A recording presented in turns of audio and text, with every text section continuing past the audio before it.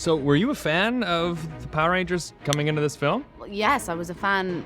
I mean, when I was younger, I have a very fond memory of Power Rangers. My brother and I used to wrestle. The thing is, with Power Rangers, they don't really wrestle, but me and my brother decided, I'm going to be the pink one, you're going to be whatever color you want, and we're going to wrestle. And that was kind of my memory of it. I think, it's one of those things because it's so iconic. No matter in what capacity you remember it, or even just playing games or pretending to be one, you always have a memory of it somewhere. So that was my kind of strange memory of Power Rangers. Now, you said you like to pretend you were this character growing up, and it is a lot of favorites, but you are Kimberly, the Pink Ranger. I know, yeah. So was that meant to be from the beginning? Is that what you came in? I mean, when I say, gosh, do I remember what Did you was my bring some photos color? of you as a kid as Kimberly, and they're like, that's it? Yeah, that's how I got the role, actually. I just sat down with the producer and I was like, look, this is a dream. You're going to break it. Yeah. You know, are you going to be the bad guy here? No, so in terms of the process of getting the role, it was, the usual. I live in England. I'm obviously British, so we do self-tapes. But kind of a funny story about that was when I did the scene, I film it, but it's all me. So all of the off-camera acting is me because I record myself and then I leave gaps. So I don't think like the director or the producers knew that, these 5 other characters in the scene that were speaking off camera, it was all me.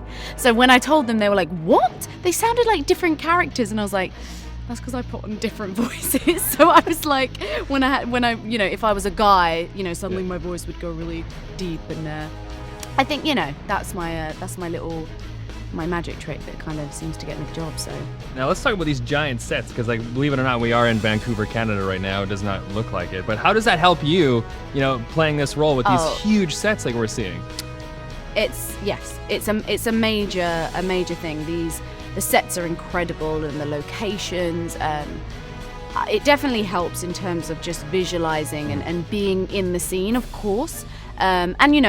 Naturally with these things, there's a lot of green screen, but honestly, I think, for example, the set that we're in right now, we have an incredible set that we're filming in right now. Not sure how much I can say about that, but it's pretty lifelike in a sense. And that's really great for us to have, because it really helps us kind of stay in the scene. Now, your character Kimberly and Jason, in the show, there was a little romance going on. Does that carry on? Are we going to see that? Well, there might be a little spark there. Nothing too overt, but just there's a little something there, but you'll see. Now, are you prepared for what's coming next? Because this is a huge movie. There's a huge fan base already attached to this, and are you ready to see your face everywhere? I mean, I guess you just kind of, I don't know. We'll see, won't we?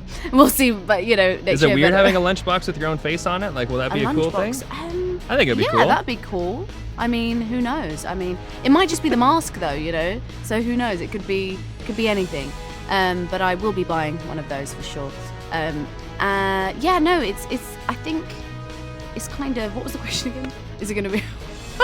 When it all takes off. When it all takes off, yeah. So I think it's just something you're never fully prepared for, but it'll be fun. We'll be fine. Now, fans of Power Rangers, new fans that are going to, maybe this is the first time they're seeing these characters, what are they going to love about Saban's Power Rangers? I think what's great about the kind of collaboration with, the creative team and the kind of, and Saban as well, and just Lionsgate, everyone coming together is,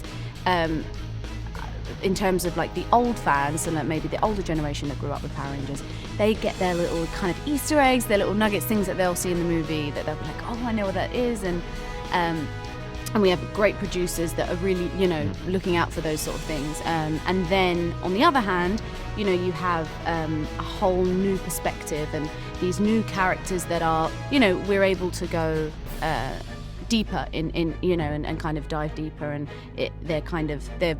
there are more dimensions to these characters, I'd say.